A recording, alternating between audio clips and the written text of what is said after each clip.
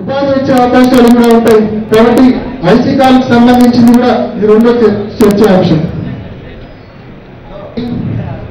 సమృద్ధిగా నీళ్ళు ఇచ్చి లింగాల బ్రాంచ్ చివరి ఆయకట్టు వేముల వరకు, పులివెందుల బ్రాంచ్ చివరి ఆయకట్టు వేల్పల్లె వరకు నీళ్ళు ఇచ్చి రైతులను చీని చెట్లను ఆదుకోవాల్సిందిగా మరి ప్రభుత్వాన్ని మనవి చేస్తూ మూడో చర్చాంశం.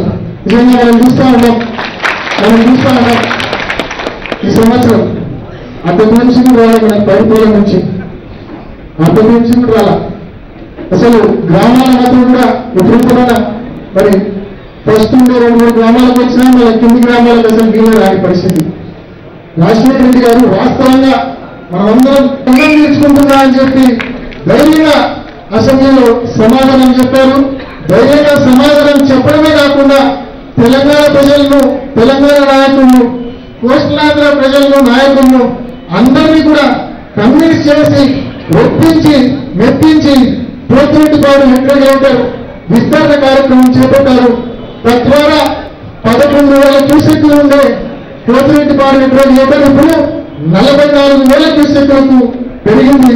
కాబట్టి మనం నీళ్లు పెద్ద ఎత్తున డ్రా చేసుకోగలుగుతా ఉంటాం.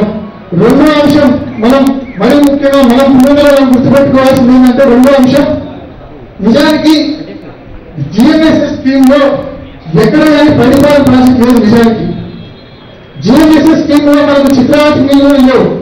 కానీ రాజశేఖర రెడ్డి గారు ఆ జిఎంఎస్ఎస్ స్కీమ్ లో భాగంగా జీకేఎల్ఐ గండికోట లిఫ్ట్ ఇరిగేషన్ అనే స్కీమ్ ఒకటి ఇంట్రడ్యూస్ చేసి ఆ స్కీమ్ ద్వారా పరిపాలన ప్రాజెక్టు కట్టించి పరిపాలనకి నీళ్లు పంప్ చేయిస్తున్నారు. అదేవిధంగా చిత్రావతికి నీళ్లు పంప్ చేయిస్తా ఉన్నారు. వాస్తవంగా మరి మనమంతా ఆలోచించాలా. మన ప్రాంతవాసి ముఖ్యమంత్రి కాకుండా ఉంటే ఎత్తిపోతల పథకం పెట్టారు, గండికోట నుంచి చిత్రావతికి ఎత్తిపోతల పథకం పెట్టారు.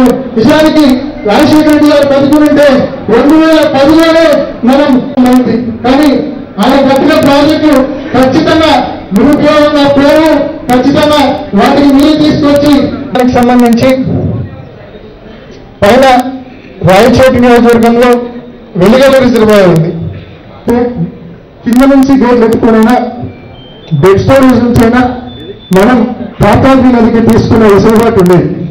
వెలుగల రిజర్వాయర్ రైతు కులాల ద్వారా చక్రాపేట మండలంలోని చెరువులు నింపాలని చూసుకోవాలని చెప్పి 4వ చర్చాంశం పెడతా ఉన్నాం. 5వ చర్చాంశం పెడతా ఉన్నాం.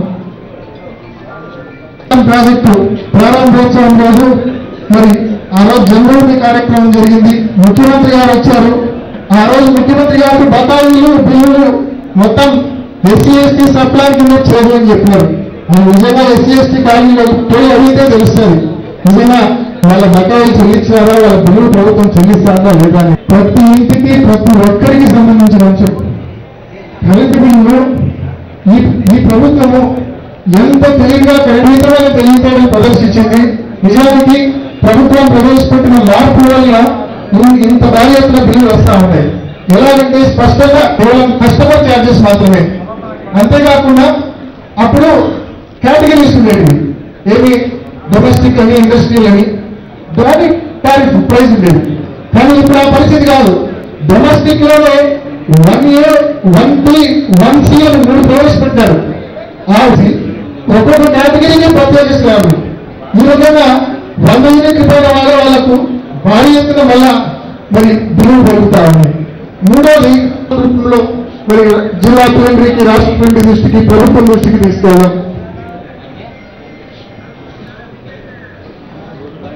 5,000 కోట్ల రూపాయలతో స్థిరీకరణ నిధి ప్రవేశపెడతాం.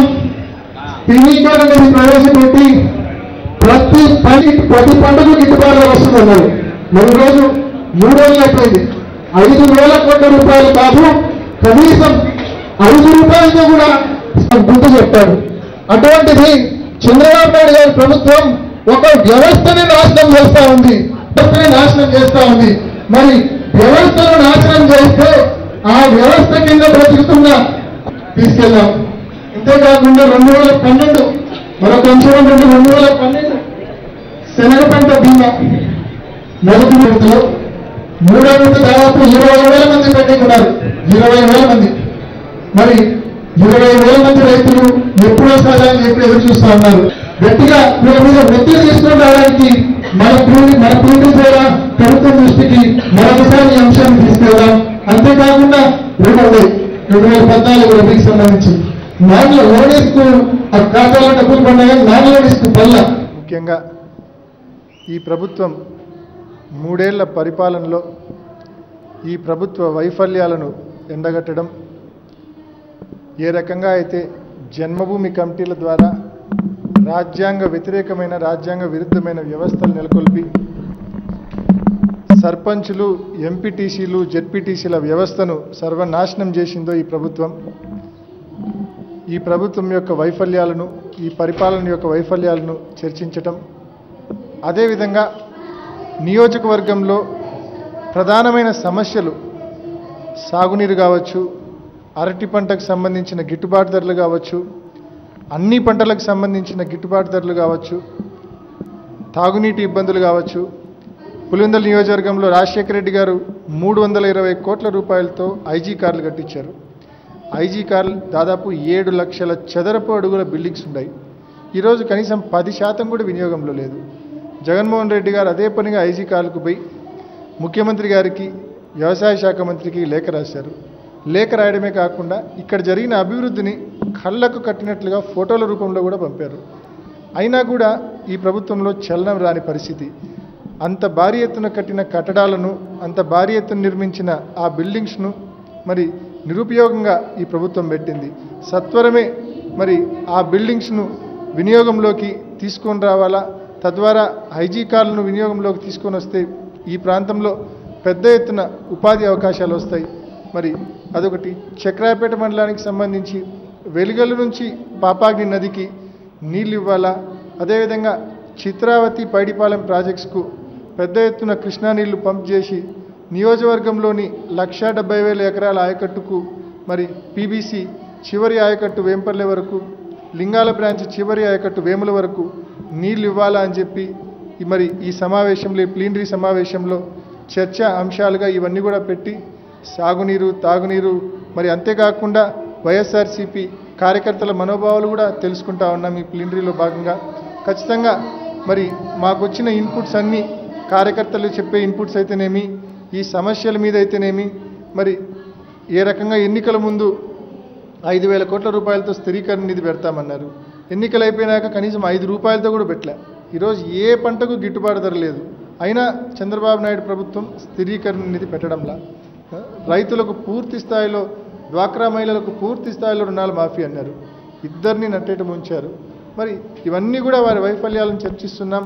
మా పార్టీ యొక్క స్థితిగతులు, కార్యకర్తల మనోభావాలు తెలుసుకుంటా ఉన్నాం. ఒక అర్థవంతమైన చర్చ చేసి తీర్మానాలు చేసి ఆ తీర్మానాలను జిల్లా ప్లీనరీకి, రాష్ట్ర ప్లీనరీ దృష్టికి తీసుకెళ్తా ఉన్నాం ఈ ప్లీనరీ సమావేశం ద్వారా. 2012 శనగ పంట బీమా మీ అందరికీ తెలుసు. మొదటి విడత 25,000 మంది దాకా వచ్చింది. రెండో విడత 11,200 మందికి వచ్చింది. కేవలం జగన్మోహన్ రెడ్డి గారు, వైఎస్ఆర్సీపీ పోరాటం వల్లనే మరి ఇంతవరకు వచ్చింది. మూడో విడత పెండింగ్ ఉంది. మూడో విడతకు సంబంధించి దాదాపు 20,000 మంది రైతులకు ఇంకా బీమా అందాల్సి ఉంది. ఆ 20,000 మంది రైతులకు చాలా స్పష్టంగా కేంద్ర ప్రభుత్వము, రాష్ట్ర ప్రభుత్వం ప్రిన్సిపల్ సెక్రటరీ అగ్రికల్చర్కు ఒక లేఖ రాసింది. స్పష్టంగా రాష్ట్ర ప్రభుత్వ వాటా ఇచ్చేదానికి సిద్ధంగా ఉంటే మేము రెడీగా ఉన్నామని చెప్పి కేంద్ర మంత్రి తరపున సెక్రటరీ అగ్రికల్చరు రాష్ట్ర ప్రభుత్వానికి లేఖ రాయడం జరిగింది. ఈ లేఖ రాసి కూడా 14 నెలలు అవుతా ఉంది. ఇప్పటికీ కూడా రాష్ట్ర ప్రభుత్వము ఆ లేఖకు రిప్లై పంపివ్వలేదు. ఆ కారణం చేతనే ఇన్సూరెన్స్ మూడో విడత మంజూరు కాకుండా రైతులు ఇబ్బందులు పడుతూ ఉన్నారు. వెంటనే ఆ ఇన్సూరెన్స్ కూడా మంజూరు చేయాలని చెప్పి ఈరోజు మేము చేస్తూ ఉన్న తీర్మానాల్లో అది కూడా ఒక భాగం.